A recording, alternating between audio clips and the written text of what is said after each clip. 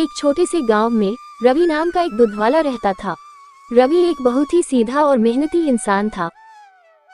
वो रोज सुबह अपनी गाय चराने जंगल की तरफ जाता और लौटकर गाय का दूध निकालता और गांव में बेचने जाता।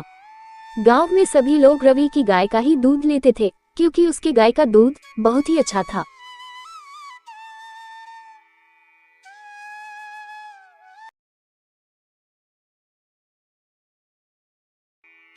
रवि के परिवार में उसकी पत्नी रीना और उसकी बूढ़ी माँ थी। लेकिन रवि की पत्नी रीना काफी लालची किस्म की औरत थी। वो हर समय रवि को ताने मारते रहती थी। आ गए कमाई करके, सारा दिन बस इस गैया के पीछे रहते हो। सिर्फ गाय का दूध बेचकर पूरी जिंदगी निकालोगे क्या? पता नहीं मेरी किस्मत कितनी फूटी हुई थी कि तुमसे शादी हुई। घर आते ही मेरे बेटे को ताने मारना क्यों शुरू कर देती हो? सारा दिन मेहनत करता है, थक कर आता है। तुम्हें ये समझ नहीं आता कि पहले खाना पानी पूछूं?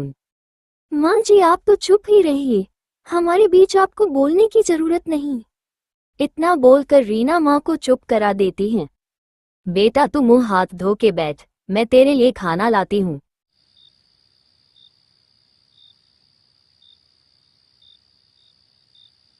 खाना खाने के बाद रवि माँ से बातें करता है और बोलता है, माँ मुझे पता है मैं तुम्हारी और रीना की सारी जरूरतें पूरी नहीं कर पाता। बेटा अब तू सो जा, बहुत रात हो गई है और चिंता मत कर, मुझे कोई कमी नहीं है।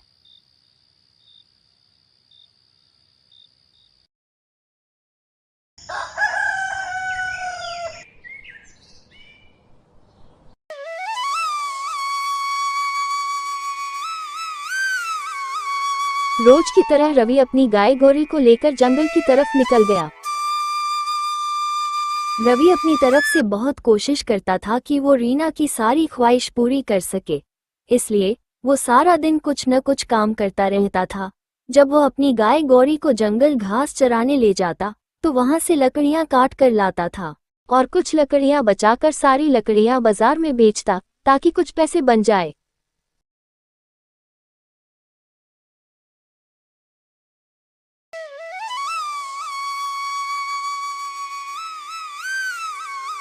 रवि अपनी गाय गौरी को बहुत प्यार करता था और उसका बहुत ख्याल भी रखता था।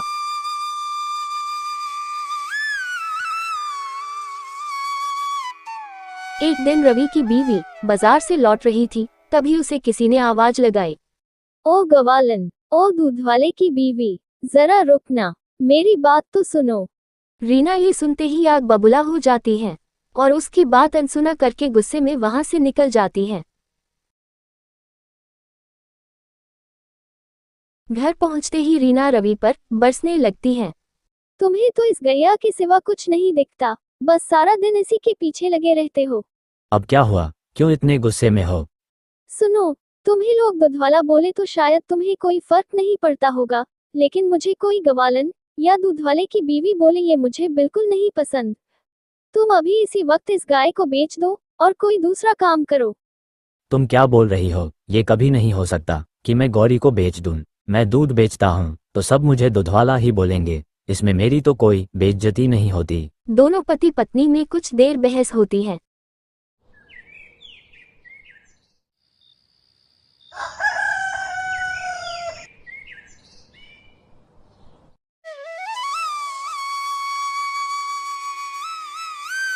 अगली सुबह रोज की तरह रवि अपनी गौरी को खाना पानी देने जाता है। थोड़ी देर बाद रवि को ये महसूस होता है कि गौरी कुछ खा पी नहीं रही और न ही दूध दे रही है। तभी रवि की माँ आती है और बोलती है, क्या हुआ बेटा, इतने परेशान क्यों हो? माँ देखना, मेरी गौरी सुबह से कुछ नहीं खा रही, लग रहा इसकी तबीयत ठीक नहीं। बेटा तू जल्दी से कोई जानवरों के डॉक्टर को ले आ, तब तक मैं गौरी का ख्याल रखती हूँ। ठीक है माँ, मैं अभी डॉक्टर को लेकर आता हूँ। थोड़ी देर बाद रवि डॉक्टर को लेकर आ जाता है। डॉक्टर गौरी को देखते हैं और बताते हैं कि गौरी की तबीयत ज्यादा खराब है और इसके लिए उसे कोई इंजेक्शन लगाने होंगे जो बहुत महंगी मिलती हैं। रवि ये सुनकर परेशान हो जाता है। डॉक्टर रवि को बोलता है, रवि जब तुम पैसों का इंतजाम कर लोगे तो मुझे बुला लेना, मैं आकर इंजेक्शन लगा दूंगा। इतना बोलकर डॉक्टर चला जाता है। माँ बेटा दोनों बहुत सोच में पड़ जाते हैं। रवि थोड़ी देर बाद रीना के पास जाता है और बोलता है, रीना, मुझे तुमसे कुछ जरूरी बात करनी है। क्या बात करनी है, बोलो। रीना, गौरी की तबीयत खराब है और डॉक्टर ने बोला है कि उसे एक इंजेक्शन लगाना होगा, जो कि बहुत ही महंगी है। तुम तो हमारी स्थिति जानती हो, अगर तुम अपना एक गहना बेच दो तो गौरी की जान बच जाएगी। तुम्हारा दिमाग तो ठीक है ना? आज तक तो तुमने मेरे लिए कोई गहना नहीं खरीदा, और जो एक दो गहने हैं मेरे माँ बाप के दिए हुए उसे भी बेच दूं। सुन लो, अगर मैं भी मर रही होंगी तो भी मेरे गहने को बेचने के बारे में मत सोचना। मैंने तो तुम्हें पहले ही बोला था कि इस गैया को बेचकर कोई दूसरा काम करो। अब तो कोई इसे खरीदेगा भी नहीं। जाओ, इसे कहीं जंगल में छोड़ आओ और इससे अपना पीछा छुड़ाओ। रीना, ये तुम क्या बोल रही हो? गौरी को जंगल में छोड़ाओ? शायद तुम भूल रही हो कि इतने दिनों से गौरी ही हमारा पेट भर रही थी, और जब वो बीमार हो गई है तो उससे पीछा छुड़ा लूं। तुम्हें शर्म आनी चाहिए। नहीं चाहिए तुम्हारे गहने। इतना बोलकर रवि चला जाता है। माँ बोलती है, बेटा तू गांव के सरपंच जी के पास जा और कुछ कर्ज ले ले। सरपंच जी बहुत अच्छे इंसान हैं, वो तेरी मदद जरूर करेंगे। गौरी जब ठीक हो जाएगी तो थोड़ा थोड़ा करके उनका कर्ज उतार देना। माँ, तू ठीक बोल रही है, मैं अभी उनके पास जाता हूँ।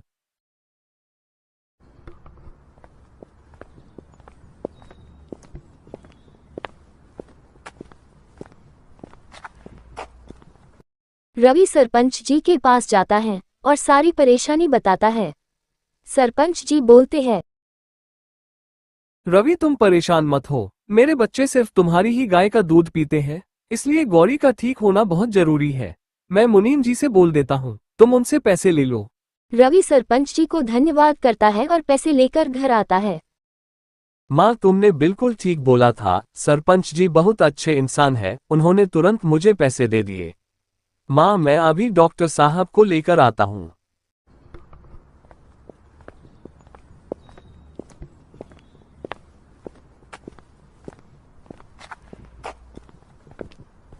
रवि तुरंत डॉक्टर को लेकर आता है और डॉक्टर गौरी को इंजेक्शन लगा देता है।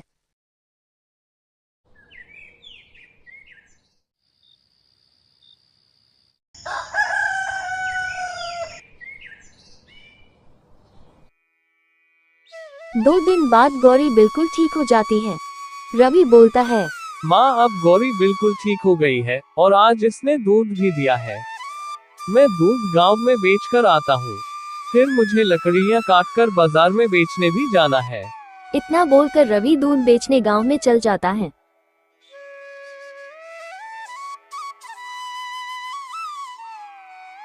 दूध बेचकर घर आते वक्त रास्ते में उसे हरीश मिलता है। अरे रवि, तू काफी दिन बाद दूध बेचने आया, सब ठीक तो है ना? रवि हरीश को गौरी के बीमारी के बारे में बताता है और बोलता है, गौरी के इलाज के लिए मैंने सरपंच जी से कर्ज लिया है, जिसे मुझे जल्दी ही चुकाना है। हरीश, तू तो जानता है, दूध बेचकर तो सिर्फ मेरे घर की जरूरतें पूरी होती हैं, इसलिए मुझे और भी काम करना होगा जिससे मैं सरपंच जी का कर्ज चुका सकूं। बस काम की तलाश में हूँ। अच्छा, ऐसी बात है। रवि, तुम्हें काम चाहिए तो मेरे पास भी काम है। मेरे खेत में इस बार बहुत सब्जियां हुई है, जिसे बाजार में बेचना है। अगर तुम करना चाहते हो तो मेरे घर आकर सब्जियां ले जाना, मेरा भी काम हो जाएगा और तुम्हारी भी कुछ आमदनी हो जाएगी। रवि खुशी खुशी काम के लिए हाँ बोल देता है और घर की ओर निकल जाता है। घर पहुंचकर वो कुल्हाड़ी लेकर जंगल की ओर निकल जाता है।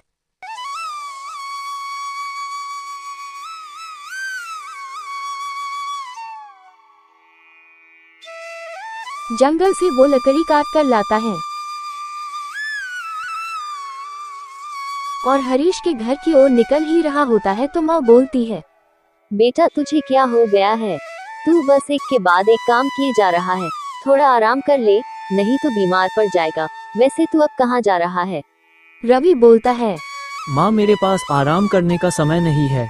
मुझे हरीश ने सब्जियां बेचने के लिए बुलाया है, इससे थोड़े पैसे मिल जाएंगे और माँ, जितना ज्यादा काम करूंगा उतनी जल्दी सरपंच जी का कर्ज चुका दूंगा।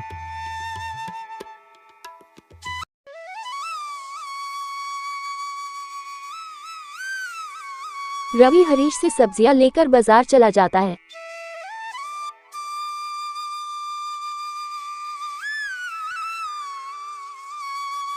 शाम तक उसकी सारी सब्जियां बिक जाती हैं।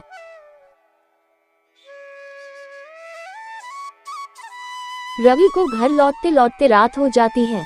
माँ रवि को खाना खिलाती है और रवि माँ को बताता है कि ऐसी ही कमाई होती रही तो जल्द ही सरपंच जी का कर्ज चुकता हो जाएगा।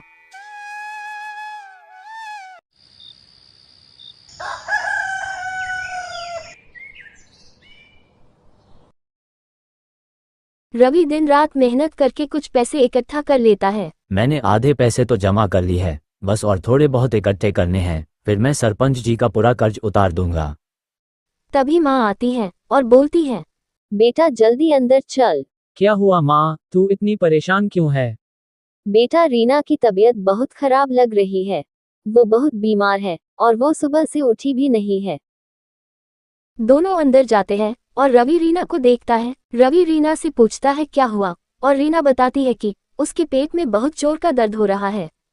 रवि माँ को बोलता है कि वो डॉक्टर को लेकर आता है। थोड़ी देर बाद रवि डॉक्टर को लेकर आ जाता है। डॉक्टर रीना को देखते हैं और रवि को बताते हैं कि रीना को अपेंडिक्स का दर्द हो रहा, जिसका तुरंत ऑपरेशन करना होगा। डॉक्टर रवि को बोलता है, रवि तुम जल्द से जल्द रीना को अस्पताल लेकर आओ, मैं जाकर ऑपरेशन की तैयारी करता हूँ। रवि को कुछ समझ नहीं आता और वो डॉक्टर से पूछता है कि रीना ठीक तो हो जाएगी न और ऑपरेशन में कितने पैसे लगेंगे। डॉक्टर बताते हैं कि ऑपरेशन में कम से कम 30,000 रुपये लगेंगे। ये सुनते ही रवि के होश उड़ जाते हैं।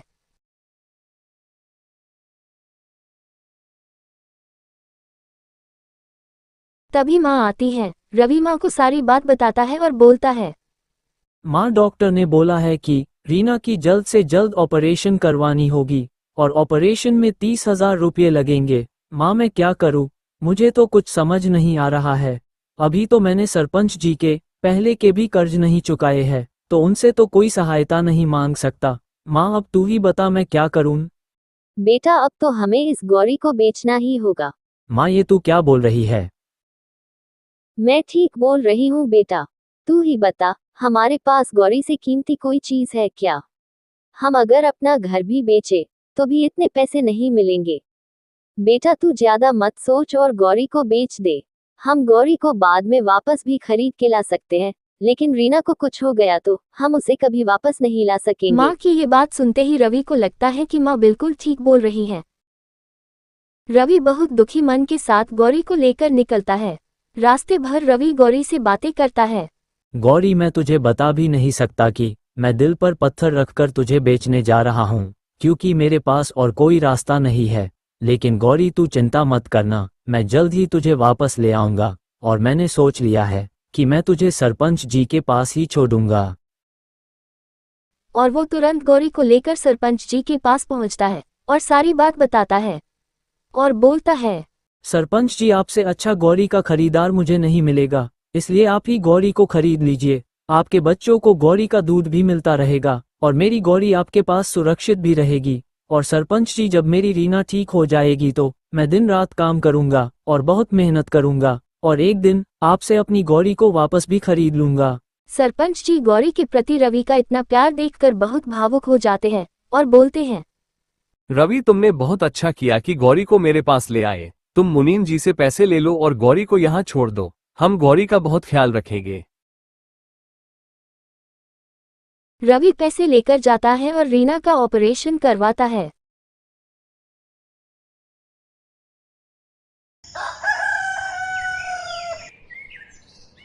कुछ दिन बीत जाते हैं और रीना ठीक होकर अस्पताल से घर आ जाती है। माँ रीना से बोलती है, रीना तुझे अभी आराम की जरूरत है, तू अभी आराम कर। रीना माँ से बोलती है, माँ मैं ठीक हूँ, आप मुझे पहले ये बताओ कि गौरी कहाँ है और मेरे इलाज के लिए पैसे कहाँ से आए। रीना तू तो जानती है कि हमारे पास पैसे नहीं है, इसलिए तेरे इलाज के लिए हमने गौरी को बेच दिया। माँ ये आप क्या बोल रही हैं? गौरी को बेच दिया? बेटा तू चिंता न कर, भगवान ने चाहा तो गौरी हमारे पास जरूर वापस आएगी। अब तू आराम कर। ये सुनकर रीना को बहुत आत्मग्लानि होती है, उसे बहुत शर्मिंदगी महसूस होती है। वो सोचती है कि जिससे वो नफरत करती थी और हर समय उसे बेचने के लिए बोलती थी, आज उसी के बदौलत वो जिंदा है। इंसान होकर वो गौरी की जान नहीं बचा रही थी और गौरी एक जानवर होकर भी उसकी जान बचा ली। रीना को ये देखकर बहुत बुरा लग रहा था कि उसकी वजह से रवि और गौरी एक दूसरे से दूर हो गए। रीना दिन रात बस यही सोचती रहती कि उसे कुछ भी करके गौरी को घर लाना है।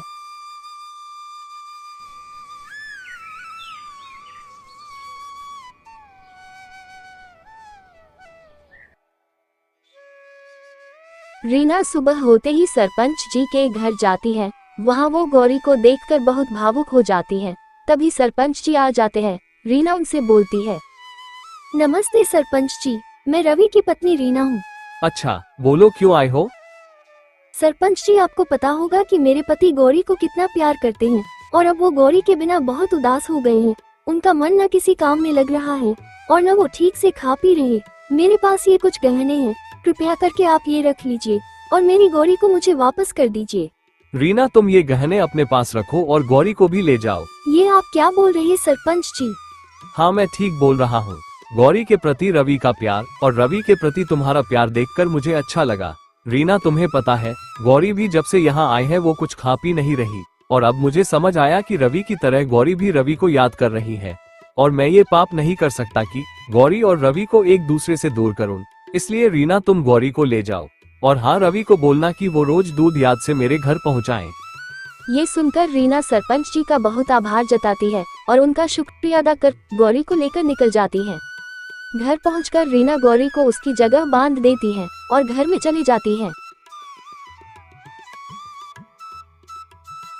रवि जंगल से लकड़ियां काटकर घर आता है। घर पहुंचते ही रवि की नजर सबसे पहले गौरी पर जाती है। उसे यकीन नहीं होता कि सच में वो गौरी है।